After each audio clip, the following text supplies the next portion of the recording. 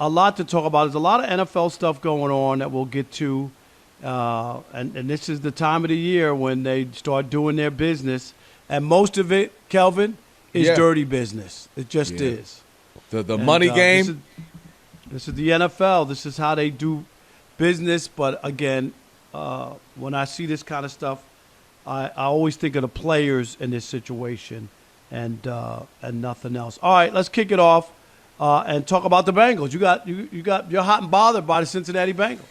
Well, I mean, it's one of those, Rob, when people have something to say about you and you maybe feel a different way, like, no, that's not necessarily me. That's not a full representation of who I am, what I'm about, blah, blah, blah. That'd be the Bengals, right? Because people, they often would say, everybody, hey, the Bengals are a cheap organization. They're not necessarily the best or most well-run organization. Hey, that's not us. That's not true. Even though we had our players, million-dollar players, playing outside in the snow freezing, no practice facility for eons, now they finally got that over the last couple of years. But one of the things that has been clear is their franchise quarterback, one of the best in the league, who had an incredible year this year, Joe Burrow, he has been very, very forthright about the fact that, hey, man, I want us to get things right with this team. I want us to find ways to actually start succeeding and winning and getting back to a chance to be in the Super Bowl like they did when he first came into the league. And them franchising T. Higgins again, I think is just another slap to the face of, hey, we're not fully committed to winning. You look at Trey Hendrickson, right? They let him go. And you're starting to see where you can see a Joe Burrow say, hey, man, all I want to do is compete for championships.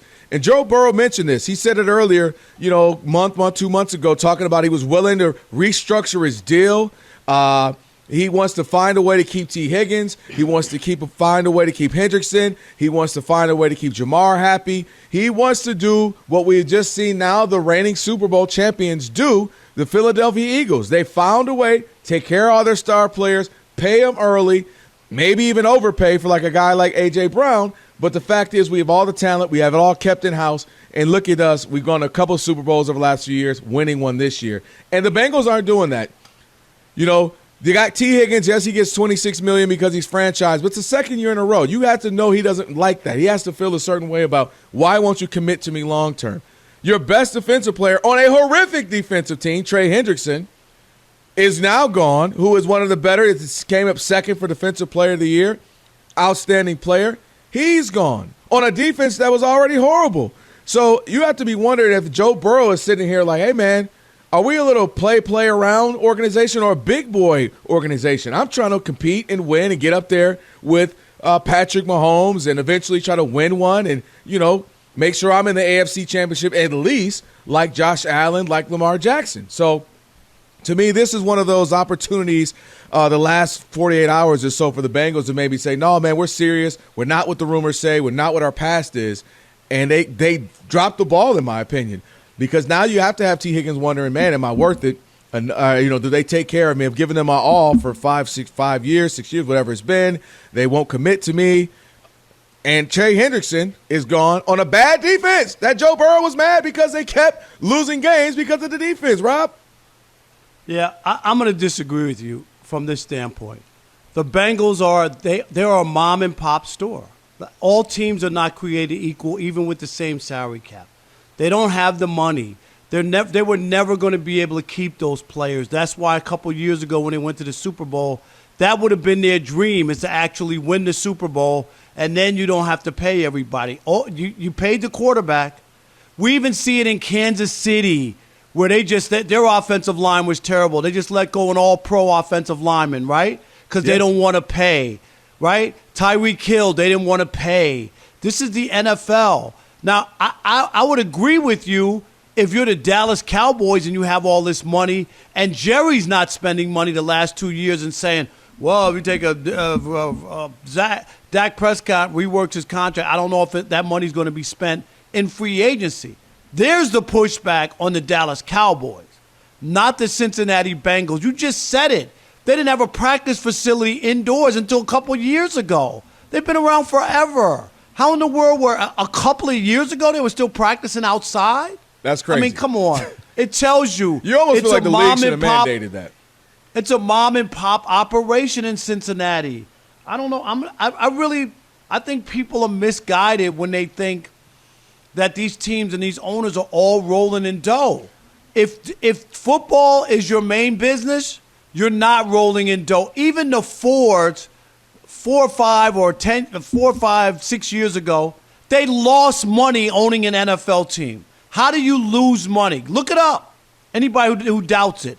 There were 3 teams in the NFL that lost money.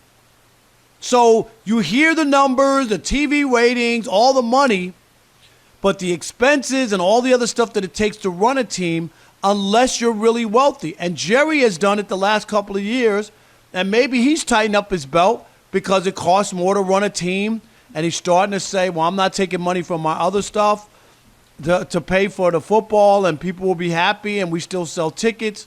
Cincinnati, they don't have empty seats there, so people want to go to football. But Mike Brown is a mom and pop operation. Joe Burrow knows that. He's from Ohio. The larger part for me, though, Rob, I totally get what you're saying, because everybody isn't Steve Ballmer, right? Steve Ballmer has, and I know it's NBA, but you get what I'm saying. He built his own arena. Exactly. I'm using him as an example. It's not NFL, it's NBA, because he's worth, what, 100 and some billion. He's on a different level. So this is just his passion project, if you will. The only thing main point I'm focusing on is that's fine, but this is how you can lose a guy like a Joe Burrow, because he's not one of those guys that's just like, oh, I'm just happy to be in the league. Wow, I never saw this coming. Joe Burrow wants to compete with the likes of a Patrick, a Josh, a Lamar. He wants to win championships. And I totally get the way, okay, if you're going to run a business operation like that, that's fine. But then that's how you lose a Joe Burrow, how you lose out on chances to compete and win for titles because of this. And if that's how you're running it, then that's fine. And Bengals fans have to know that. Joe Burrow's going to have to be okay with that, which I don't believe he is. I believe he wants to win. I don't think his competitiveness, coming from college winning, I don't think he sits back and like, oh, man, we just go out there and outperform well. And so, to me, if they're going to operate then I hear you. In the perfect world, look at what they're doing in Seattle, getting rid of their receivers. Look at what they're doing all over the league. We got a whole conversation. This is not anything new. And if you're Joe Burrow, really, they're going to keep all those players in Cincinnati? I never believed it. It's lucky he took a less of a deal because it's Cincinnati. Not exactly what I don't think he had. He even said he was willing to restructure the deal to try to keep these guys too. But there's not enough money for them to pay all those guys, and that's why they do it. We'll talk about it in hour number 2. It's the system that's bad, and so the players have to live with that bad system that they agreed to.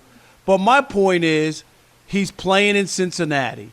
This is where you are, and you got your big contract, and the idea that you thought everybody else was going to get cashed out in that town is just not realistic. And it doesn't mean there's about 15 teams in the NFL where they don't spend money. So it's not just everybody else is all in and spending money left and right and building teams. Even the Patriots didn't spend money. Tom Brady gave them a hometown discount and all that. Go look at where's the big players they signed. They didn't sign people. They used up people, and when their contracts when it was time to pay them, they cut them. You know how many stars got cut? No, the Patriots were known for that. I think for a Tom Brady, and a difference, and even if you want to go back to the Chiefs with Patrick Mahomes, is the difference is I'm winning and I feel like it's worth it because I'm competing for a championship every single year, right? So they told you, Patrick Mahomes gave them the discount with the idea to let's keep running this back and keep the team together. And the first thing they did was start to shed people. That's what I'm saying. But I'm saying if you're Patrick Mahomes, you're literally all you've known for the most part is being in Super Bowls, where it's like, all right, well, this is a winning formula, what we're doing. Obviously, they didn't win, but you're in the Super Bowl. And I just think Joe Burrow, who strikes me as somebody who that's all he's here to do is compete for those types of things, wants to win. This is how you end up being I was going to say middling franchise, but maybe not even middling. And you lose a guy like a Joe Burrow, who you should be extremely happy to have, who is very, very good, one of the top 3-4 quarterbacks in the league. And now eventually this is how you lose him, and you're competing without a guy like that. Yeah, I think that there's nothing. Joe Burrow's not going anywhere. He's got a long-term contract. He got paid. He got his money. And obviously, he would love to have those guys. But I just, when you start worrying about GMing and who's getting paid and other players, you're going to get in trouble because no matter what you do, doesn't mean that there are other guys are going to get paid. Teams are still going to make their own decision.